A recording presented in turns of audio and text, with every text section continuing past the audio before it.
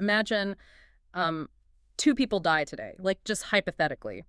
One is stabbed in a dark alleyway over a wallet, and the other dies on a brightly lit surgical table because the anesthesiologist was intoxicated. Right. Both victims are, equally dead. The physical reality of the loss is identical in both cases. But the moment the law gets involved, it does something completely extraordinary. It really does. It ignores the bodies. Yes. It completely ignores the physical reality of the bodies and instead tries to x-ray the minds of the people who caused those deaths. Which is, let's be honest, an inherently impossible task. Oh, for sure. You're trying to capture the exact cognitive state of a human being at the precise millisecond a tragedy occurred. It is the absolute definition of diagnostic muddy waters. And welcome to the deep dive, because today we are stepping right into those muddy waters. We're looking at a system that attempts to categorize human violence, intent, and, carelessness. Yeah, and it's a massive topic. It is. We have a very specific set of source materials today. It's a comprehensive stack of academic notes specifically tailored for Osmania University law students. Right. So if you are sitting there furiously prepping for your Semester 2 Law of Crimes exam, well, consider this your masterclass on Unit 3 of your syllabus. Exactly. But honestly, even if you have never set foot in a law school, you really need to hear this. You absolutely do.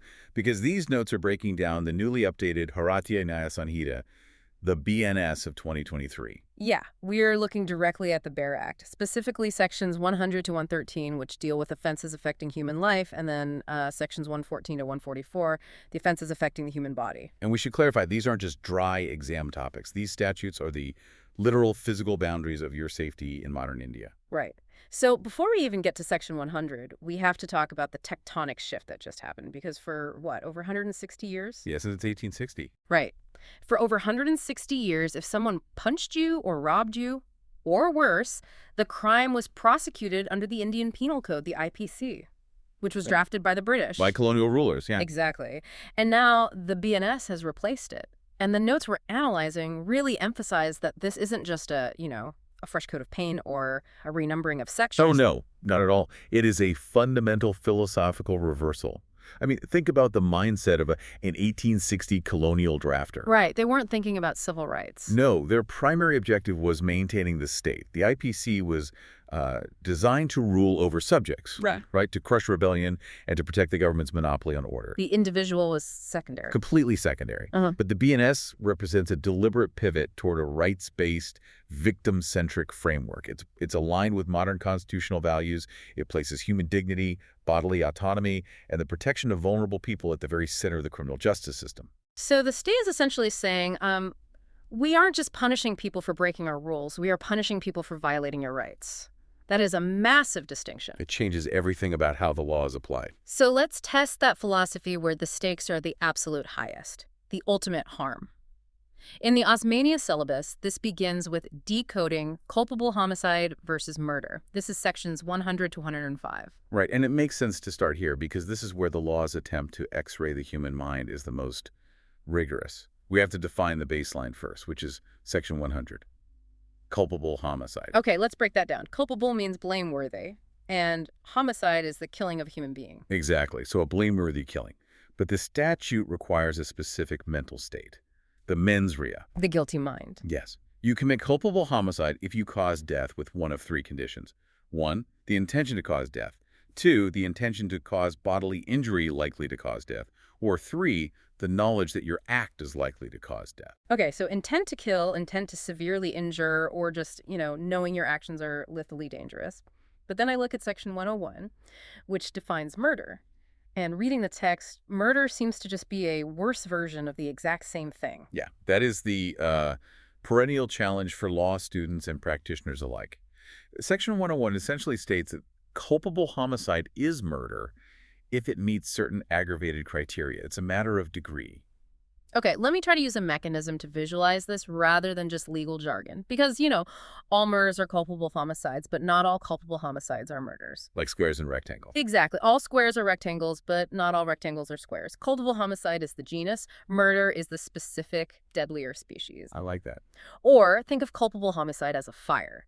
It's dangerous, it's destructive, and someone is getting burned. The intent is there. Murder is taking that exact same fire, packing it into a steel pipe, and adding gunpowder.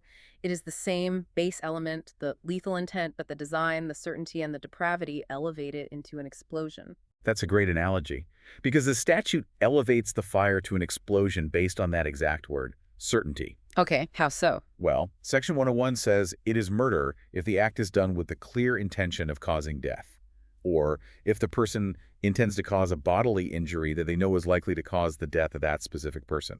Notice the shift in language there. From likely to cause death in culpable homicide to sufficient in the ordinary course of nature to cause death in murder. Exactly. The certainty goes up. Got it.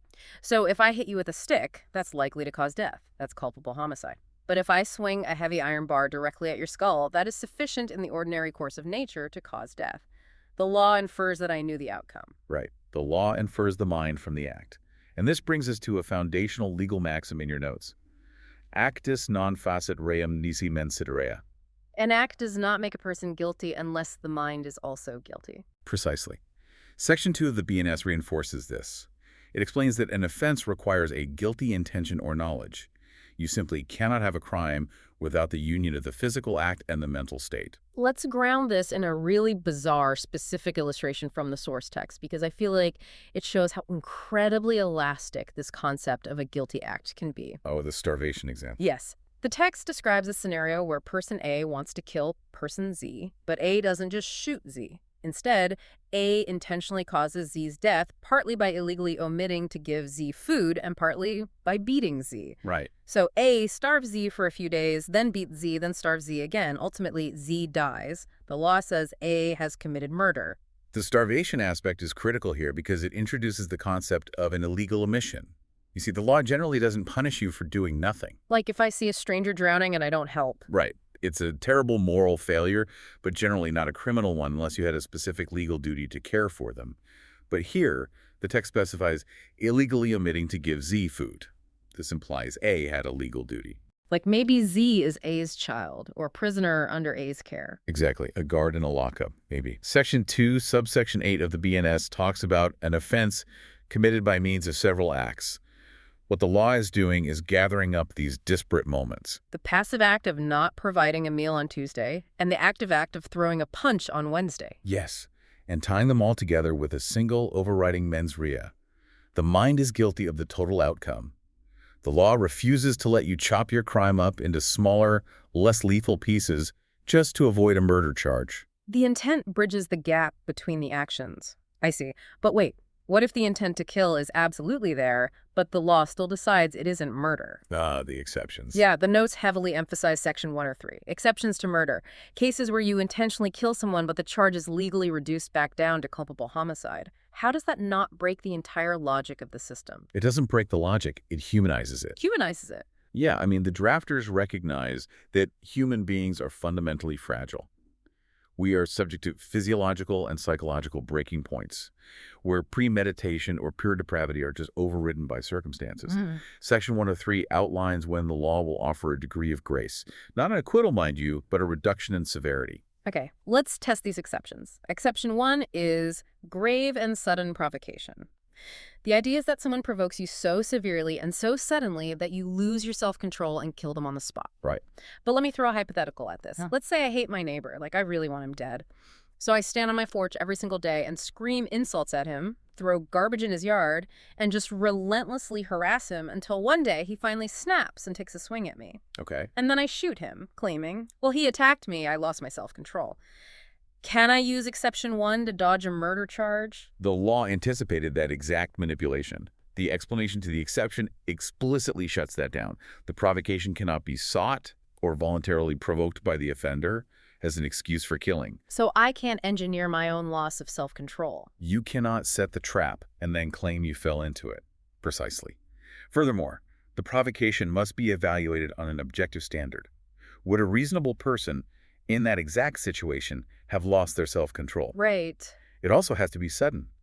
If someone provokes you and you go home, sleep on it, buy a weapon the next day, and then kill them, well, the suddenness has evaporated. The cooling off period allowed your rational mind to return, which means the killing was premeditated, and that's murder. Exactly. You had time to think, so the grace period is over. That makes a lot of sense. Now, the second exception deals with exceeding the right of private defense. If someone breaks into my house, the law says I can defend myself and my property. But what if I go too far? Give me an example. Let's say I catch a teenager stealing a garden hose from my yard and I just shoot him from my window. In that scenario, you would almost certainly be facing a murder charge, not culpable homicide, because you would fail the proportionality test completely. Right, because my life wasn't in danger. Exactly. The right of private defense is a shield, not a sword. The exception only applies if you are defending yourself against a genuine threat.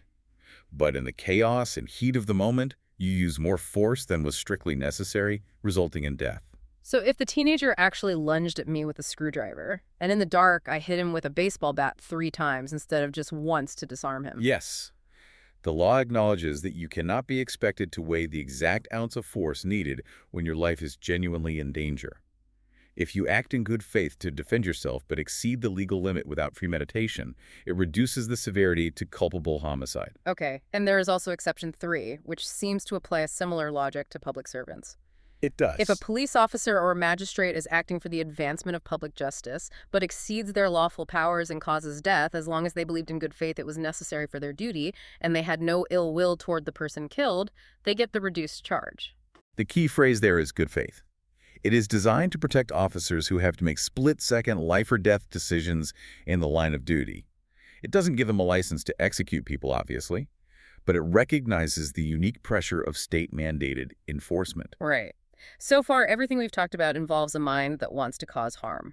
Whether it's premeditated murder or a sudden loss of control, there is an intent to hurt or kill. Yeah. But let's transition to the second major theme in the Unit 3 syllabus. What happens when there is zero malice? Oh. You didn't want to hurt anyone. You were just spectacularly, disastrously careless. We are moving from the guilty mind to the negligent mind. This brings us to Section 106 of the BNS, causing death by negligence. This covers acts that are rash or negligent but don't amount to culpable homicide.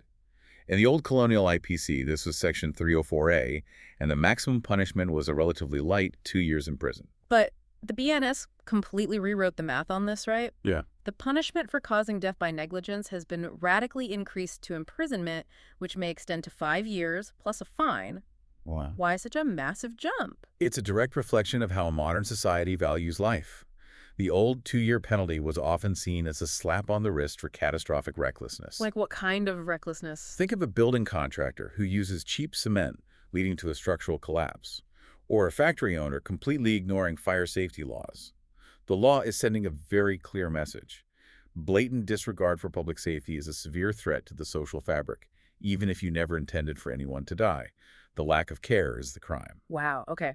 But the notes highlight a very specific and I guess highly debated carve-out within this section, the medical exception. Yes. Section 106, subsection 1 explicitly states that if a registered medical practitioner causes death by a rash or negligent act while performing a medical procedure, their punishment is capped at 2 years. That's right. They get the old IPC penalty while everyone else gets the new 5-year penalty. That feels unequal. Do doctors just have a better lobbying group?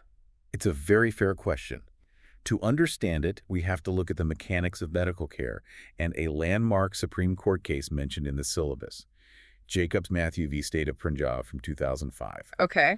The court drew a hard line between civil negligence and criminal negligence, specifically for doctors. Let me try to frame the difference for the listener, because the line between civil and criminal liability is where most people get confused. Go for it. Civil negligence is an accident where you breached a duty of care. Let's say I am a waiter, I trip, and I spill scalding hot soup on your lap, giving you a severe burn. I was careless. I owe you compensation for your medical bills and your pain. That's a civil suit. Yes. Criminal negligence is entirely different. It would be if I, the waiter, decided to juggle flaming knives at your table for entertainment, dropped one, and severed your artery. That is a very vivid but very accurate distinction. Civil law seeks to make the victim whole through financial compensation. Criminal law seeks to punish the offender and remove them from society because their behavior is an intolerable risk to everyone. Right. In the Jacob Matthew case, the Supreme Court ruled that for a doctor to face criminal negligence charges, the prosecution must prove gross negligence beyond a reasonable doubt. What does gross negligence look like in a hospital setting, though? It's not a misdiagnosis. It's not a surgical complication. It is a total reckless abandonment of standard medical procedure.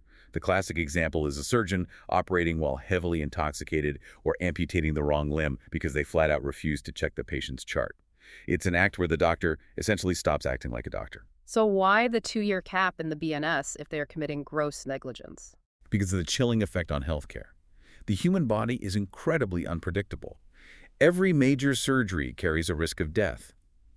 If doctors know that a complication, even one resulting from a split-second error in judgment, could result in a 5-year prison sentence, you get what is called defensive medicine.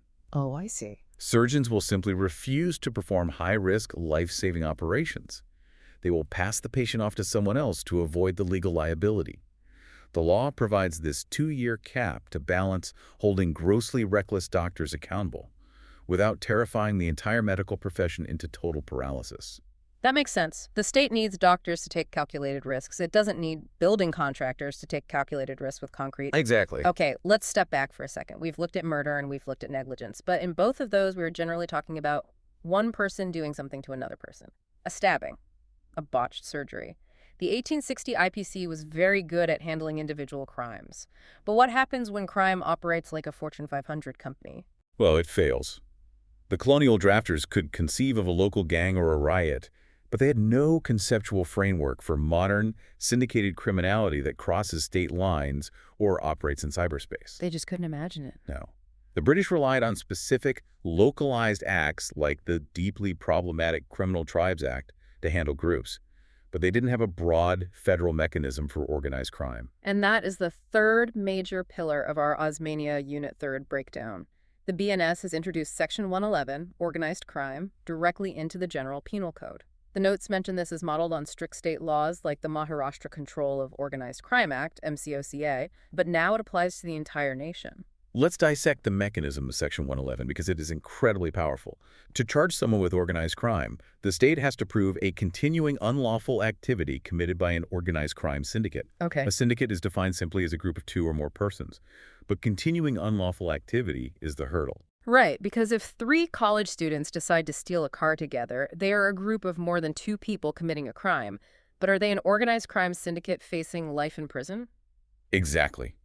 To prevent prosecutors from overcharging ordinary group crimes, the statute requires a strict paper trail. The continuing unlawful activity must be a cognizable offense punishable by 3 years or more. And here's the key. More than one charge sheet must have been filed before a competent court within the preceding 10 years, and the court must have taken cognizance of it. Ah, so the mechanism requires history. Yes. The state has to prove, through formal court documents, that this isn't a one-off mistake. This is a career. This is a business model. And look at the business models the BNS lists. It includes traditional syndicate activities like kidnapping, extortion, land grabbing, and contract killings. But it explicitly expands it to the 21st century. Cybercrimes, human trafficking, weapons smuggling, and critical economic offenses. The economic crimes list is staggering. Hawala transactions, mass marketing fraud, running schemes to defraud banks, and card skimming. The law is acknowledging that a syndicate sitting in a boiler room running phishing scams causes as much, if not more, systemic damage to the country as a gang pulling bank heists. And the penalties target the true motivation of these syndicates. Money. Oh, right.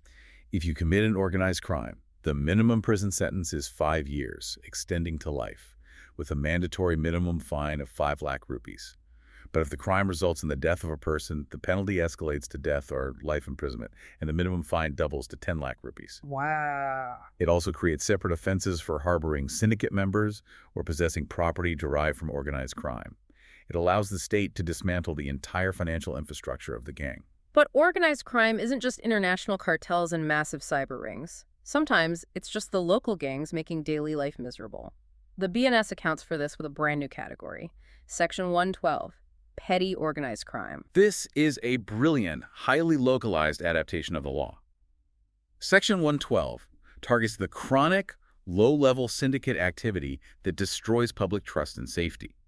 We are talking about organized trick theft, snatching chains on the street, organized pickpocketing, and cheating. One of the specific inclusions here that jumped out of the syllabus notes is Unauthorized selling of public examination question papers. Yes, that's a big one. Because if you don't live in India, you might not realize the scale of this. Exam paper leaks are a multi-million-dollar underground industry. They destroy the careers of millions of young people who study for years for civil service or university entrance exams, only to have the results canceled because a gang bribed a printing press worker. By explicitly listing exam leaks as petty organized crime, the BNS elevates it from a simple cheating scandal to a severe gang-related federal offense. The punishment is a mandatory minimum of 1 year, extendable to 7 years. Okay, so we scale from the street corner pickpocket gang to the international human trafficking syndicate. But then Section 113 introduces the apex predator of group violence, the Terrorist Act. Bringing terrorism into the General Penal Code is historic. Previously, this was handled almost exclusively by special legislation like the Unlawful Activities Prevention Act, the UAPA of 1967. The definition in Section 113 is sweeping. It defines a terrorist act as anything done with the intent to threaten the unity, integrity, sovereignty, or economic security of India, or an act designed to strike terror in the people. Very broad. Right. The methods listed are everything from dynamite and biological weapons to disrupting essential services or damaging the monetary stability of the country, like flooding the market with high-quality counterfeit currency. The punishments are the absolute maximum. Death or life imprisonment if someone dies, and up to life in prison even if no one dies. But this creates a massive jurisdictional and procedural headache, doesn't it? Yeah. Let's say a highly organized criminal syndicate decides to rob a central bank repository. They use military-grade explosives to blow the vault, destroying the building, killing guards, and causing a massive disruption to the local economy and essential banking services. They just wanted the gold. But the result looks exactly like a terrorist attack. How does the local police department decide if they charge them under Section 111 organized crime, Section 113 terrorism, or invoke the entirely separate UAPA law? That is the exact friction point legal scholars were worried about when the BNS was drafted. Because a terrorism charge strips away many standard legal protections for the accused, you do not want a local police inspector slapping terrorism charges on a bank robbery just to deny the suspect's bail. So how does the law prevent that? The drafters built a high-level procedural safeguard directly into the explanation of Section 113. It explicitly states that an officer not below the rank of Superintendent of Police, the SP, shall decide whether to register the case under Section 113 of the BNS or under the UAPA. So it's removed from the local precinct level. The SP has to review the evidence and make a judgment call on the intent. Did they blow up the bank to get rich, or did they blow up the bank to destabilize the government and terrify the populace? Exactly. The mechanism forces a senior review of the mens rea before the terrorism label can be applied. Yes. It ensures that the overwhelming power of the state's anti-terror apparatus is deployed judiciously, based on the motivation of the crime, not just the magnitude of the explosion. We have spent a lot of time in the extremes so far. Lethal intent, catastrophic negligence, organized mafias, and terrorism. But let's bring it back to the everyday reality for most citizens. Let's move to the next section of the Osmania syllabus. Offenses affecting the human body, sections 114 to 124, plus 128 and 133. Right, the anatomy of non-fatal violence. Exactly, because if the state is going to protect your bodily autonomy, it needs a way to legally measure physical suffering. And measuring pain is subjective, which the law hates. It does. So the BNS, following the IPC's legacy, creates strict clinical categories. It starts with the baseline in Section 114. Hurt. Whoever causes bodily pain, disease, or infirmity to any person is said to cause hurt. A slap, a punch that leaves a bruise, giving someone mild food poisoning on purpose, that's hurt. But then we hit Section 116, Grievous Hurt, and reading this list is like reading a medieval medical text. It is incredibly specific. The law demands specificity here because the punishment leads dramatically. Simple hurt is up to 1 year in prison. Grievous hurt is up to 7 years. The statute lists exactly 8 criteria. If the injury isn't on this list, it isn't legally grievous, regardless of how much blood is spilled. I'm going to read the list because it's fascinating to see what the state considers permanent damage. First, emasculation. Second and third, permanent privation of the sight of either eye or the hearing of either ear. Oh. Fourth and fifth, privation or permanent impairing of any member or joint. Sixth, permanent disfiguration of the head or face. Open. Seventh, fracture or dislocation of a bone or tooth. Right. Wait, why is a tooth dislocation on the same legal tier as permanent blindness? That seems wild. To understand that, you have to look back at the colonial origins of the text. When the British drafted these categories in 1860, their concern was a subject's utility. Utility, like how useful they were. Exactly. Could this person march in an army? Could they work in a field? A shattered joint ruined a laborer. And in the 19th century, a soldier needed their teeth to physically bite open paper gunpowder cartridges for their rifles. Losing a tooth was a military disability. Wow. The BNS has retained these categories because, historically and practically, they still represent structural, irreversible compromises to the human skeleton. So breaking an arm is instantly automatically grievous hurt. But it's the 8th clause on the list that I find the most interesting because it deals with injuries that don't break bones or blind you, but still devastate your life. And this is where the BNS made a massive change. Yes, the duration clause. Mm-hmm. The 8th clause of grievous hurt includes any hurt which endangers life or which causes the sufferer to be in severe bodily pain or unable to follow his ordinary pursuits for a specific duration. Under the old IPC, that duration was 20 days. Under the new BNS, it has been reduced to 15 days. Why the change? Are we just healing faster? Medical science is advanced, sure, but this is primarily a victim-centric policy shift. The law is recognizing the economic and psychological reality of modern India.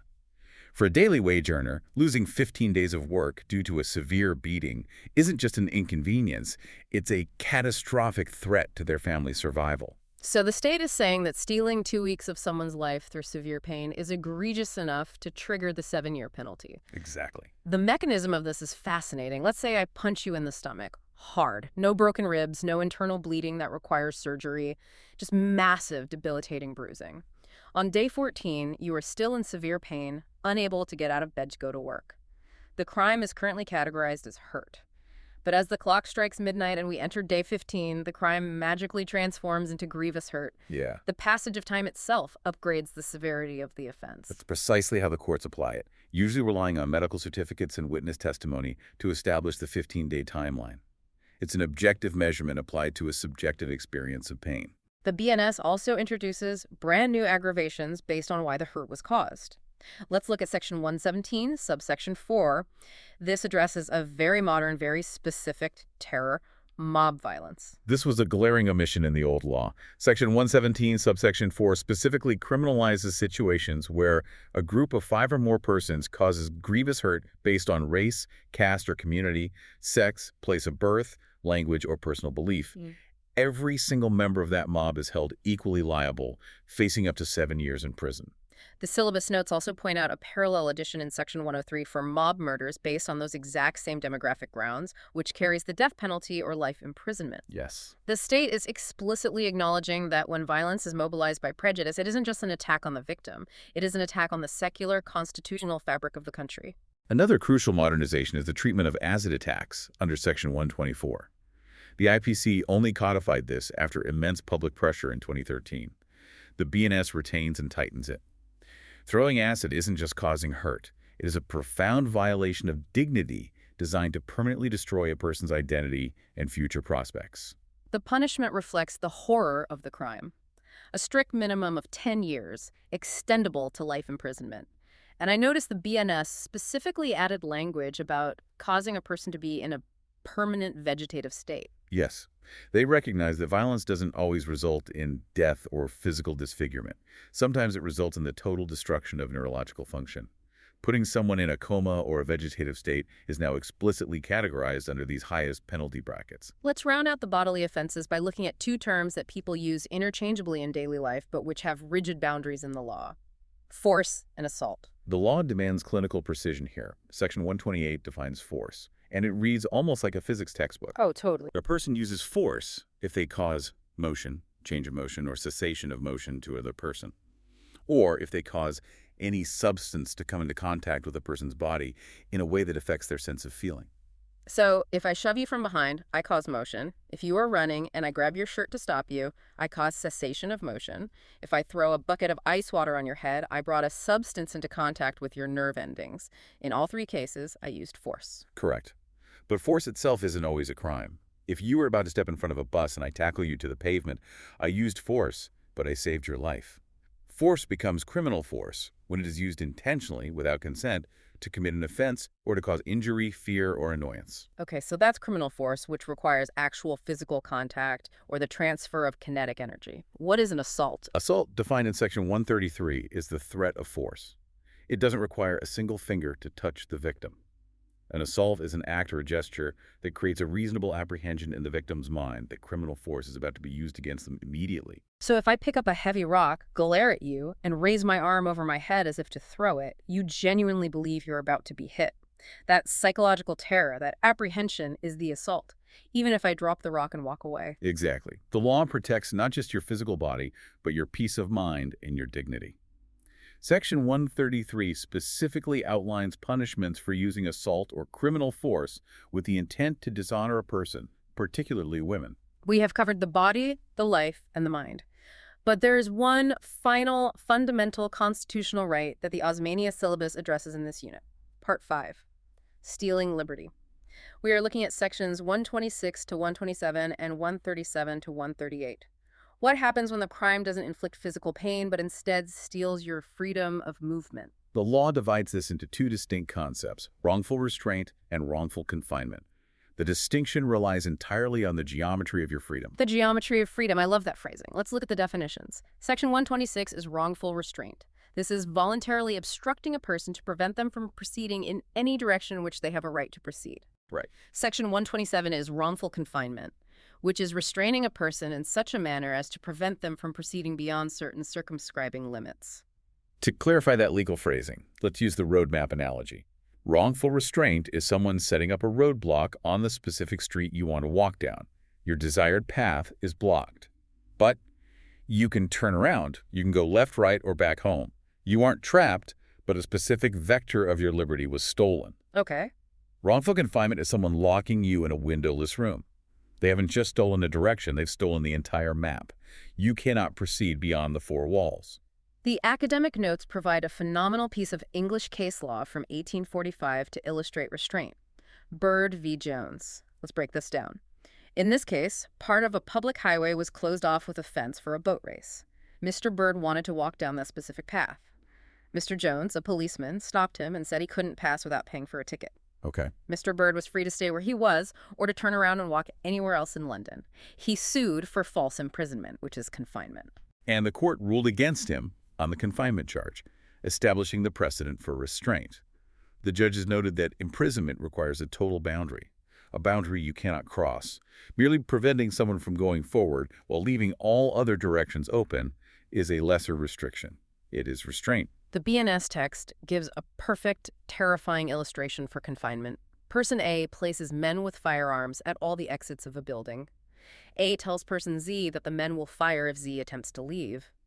Even though no one has touched Z and Z can walk freely from room to room inside the building, the circumscribing limits are set by the threat of lethal force.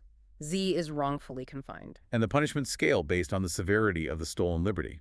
Wrongful restraint carries a maximum of 1 month in prison. Confinement starts at 1 year, but the BNS aggressively scales the penalty if the confinement is prolonged. If you confine someone for 3 days, the penalty jumps. 10 days, it jumps again. If you keep the person in secret, meaning you prevent their family or the authorities from knowing where they are, the law treats it as an extreme aggravation.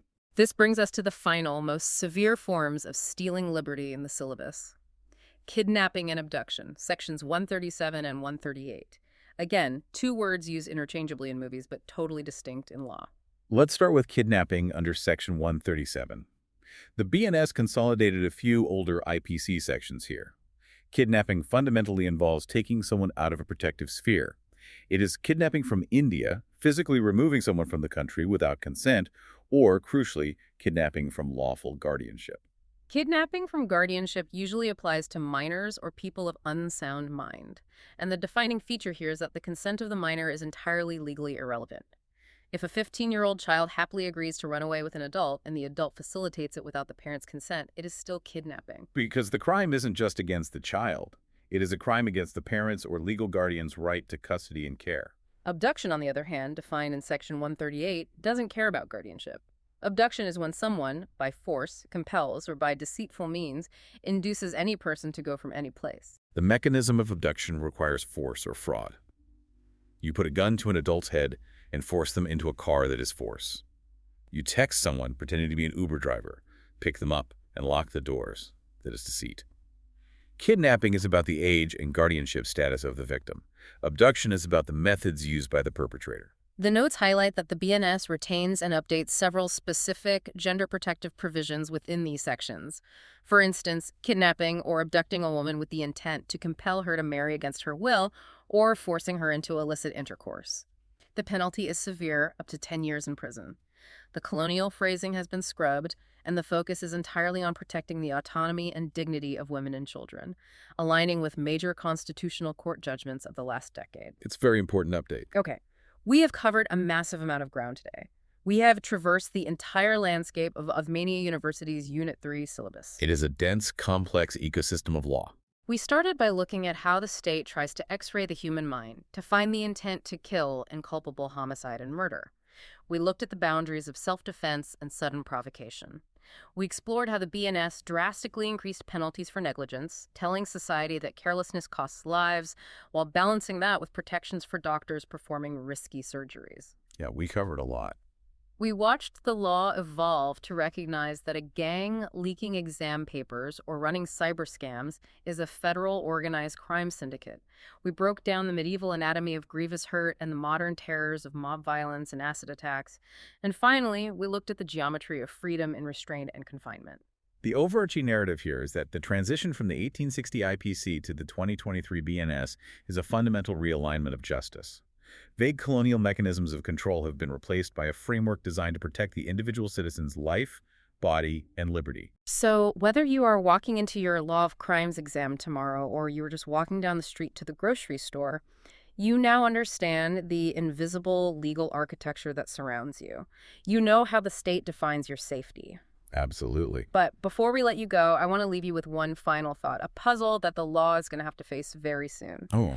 We spent an hour talking about mens rea, the absolute requirement of a guilty mind, actus non facit reum nisi mens sit rea. The BNS modernized beautifully to include cybercrimes and high-tech syndicates. It perfectly understands humans using technology to commit crimes. Right. But we are moving into a world governed by artificial intelligence and machine learning. Imagine a scenario 5 years from now. A hospital deploys a fully autonomous AI diagnostic tool. The AI makes an incomprehensible negligent error and a patient dies. The axis rea has occurred. But who possesses the mens rea? That is a tough one. Is it the software developer who wrote the code? The hospital CEO who bought it? Or the algorithm itself, which learned and evolved beyond its original programming? How will the Bharatiya Nyaya Sanhita, a legal philosophy built entirely on x-raying the human mind, adapt when the entity that causes the ultimate harm doesn't have a human mind at all? That is a brilliant question. Something for you to ponder.